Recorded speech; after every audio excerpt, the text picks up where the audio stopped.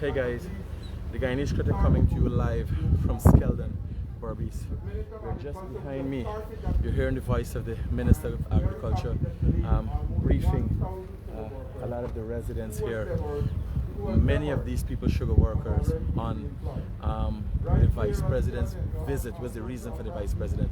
Dr. Bharrat Jagdeo is on the ground and he's going to be addressing the residents here, and we're going to just go straight ahead in and listen to what the Vice President has to say. I'm going to try to decipher what does it mean, and we're going to try to talk to a few people if they're satisfied with the performance of the administration so far, and what are the issues. People always have issues. What are the issues they're having? So I know that you are here to listen to our Vice President, to listen to him what he has to say. That is why I will not be too long with you, but rest assured that this government is a government that is for all the people of our country. And we will continue to implement programs and policies that will benefit the entire population of our country. So with these few words, I want to thank you, and I rest assured that the Vice President will address a number of concerns, and I think after this meeting, all of us would be happy when we leave here. Thank you very much, and back to the... So let me introduce the Vice President right away, and he will speak to you. So ladies and gentlemen, let us welcome the champion of war, General Secretary of the BP, Dr. Bharrat Jagdeo. Thank you very much. No, please be seated.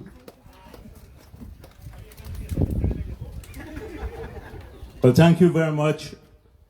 First of all, allow me to thank all of you for being here today. I, frankly speaking, did not expect so many people to come to the meeting. Nevertheless, we're very appreciative of you being here today. It was my intention to come out and have a more intimate chat with the sugar workers, to lay out basically the challenges that we have faced since we returned to office, and how we plan to ensure that all of our people across this country, but particularly those who were so badly treated by the APNU government, that they are re-employed. Today, I'll just give you a short view of what the problem has been.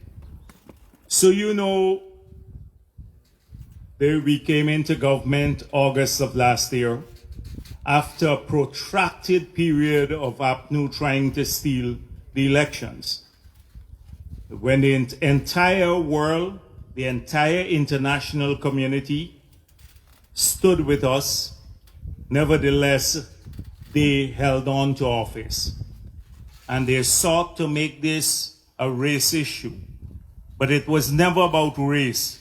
It was always about them trying to steal the elections.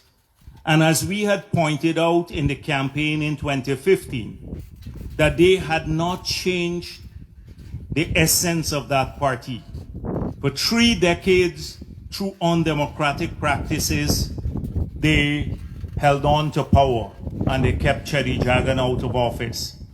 And then the first opportunity after 23 years that they had a chance to return to power, instead of working to get support across the country from people of every race and every class, they chose to steal the elections. They returned to the bad old habit. And had they succeeded in these elections, the last 2020 elections, there would have been no future for this country. Absolutely no future. We had to, at every single cost, ensure that we prevailed, because what was clear to the rest of the world and to Guyanese is that they had massively lost the elections, but were unwilling to give up. They acted with impunity. They believed that they did not have to work to change people's minds about them. So what did they do in the period that they were in office? They spent over $1.1 trillion. That's over $5 billion US dollars. what do we have to show today for it? Practically nothing. Practically nothing. In that period, they sent home about 10,000 workers, 7,000 from the sugar industry. We sometimes look at only the estates in Berbice, but we forget to add Wales and then more. They sent home about 7,000 sugar workers and their families. We saw the devastation that caused in many households. People who didn't have much savings found it very difficult to sustain their lives, to send their kids to school, even to find food. We didn't want to make a big issue about it, but the party sought to help a lot of people in that period. We were still in opposition. And people, young people, for the first time in my life, I saw young people were collecting little packages of food like that. And you can see that it affected their pride. But they had no other choice. And these guys callously just sent home the 7,000 workers. And if anyone in this world or in Guyana had any doubt that that was grounded in economics or financial probity, that is, meaning that it was done because they could not afford to keep the sugar industry open, they're totally wrong. Because whilst they sent home 7,000 workers, and it would have cost at that time just about $5 billion a year in assistance to keep the entire industry going and all those workers working, they were spending billions of dollars more on other things. Food in government, renting more buildings, buying more vehicles, billions of dollars spent on things that did not really help people. And so those who say, oh, APNU did it for financial reasons, they did not have to. And when you take out the other impact that it had, when you look at drainage and irrigation, the cost of drainage and irrigation, or the social problems that this caused, or the loss of income to the NIS when 7,000 workers stopped contributing to the NIS, then you would understand that it didn't make financial sense. Yet they did it. And if anybody had any doubt why they did it, well, just listen to APNU every single day today. You just turn on the television and they only have one issue. It's racism. They have no track record of achievement because 30 years they managed the country, 28 years in the past. And by the time they left office in 1992 and Chedi Jagan came into office, what happened? We were the poorest country in the Western Hemisphere. We had the largest debt in the world per capita. Our country there was no infrastructure. People fled Guyana. Electricity, you didn't have power for weeks at a time. I recall those days.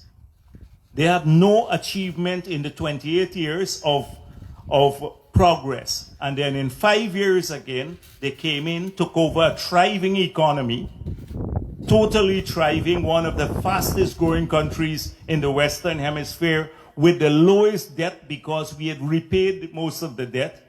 And then immediately the trajectory changed and we were down a decline again. And what were the achievements in the 5 years?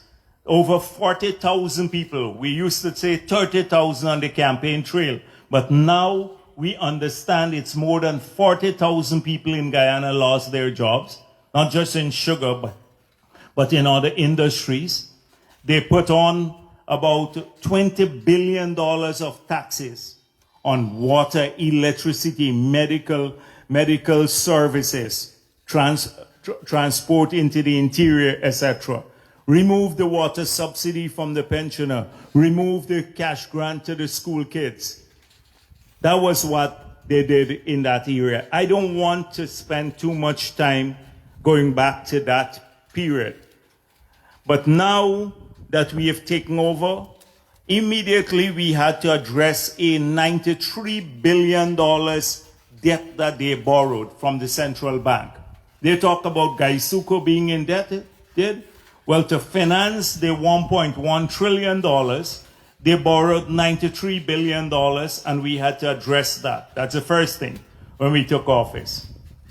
Secondly, we had to reverse a lot of these taxes. The VAT we reversed, the drainage and irrigation charge that they had moved up by 500%, we took it back to the old rate. The land and for land rentals, a whole range of things. We gave up about $40 billion in taxes we reduced from food items, etc. Now, yes, you have some inflation and food prices and other stuff are going up because globally, because of the pandemic now that we have, production in many other countries have gone down and the cost of shipping has gone up. So almost all the things we import now, the prices have gone up, the importation price, and it's affecting many people.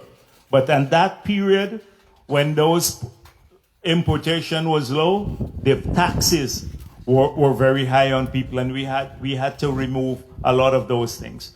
We promised in the campaign trail that we'd remove corporate tax on education. We did that. We did it on healthcare.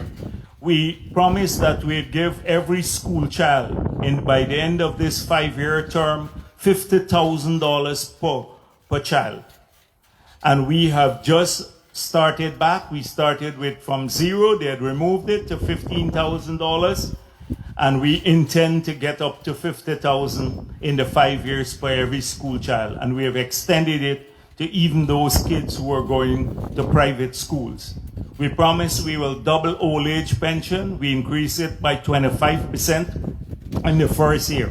So to move from $20,000 to about $25,000. By the end of the 5 years, it will get to $40,000 per month for the old age pensioners.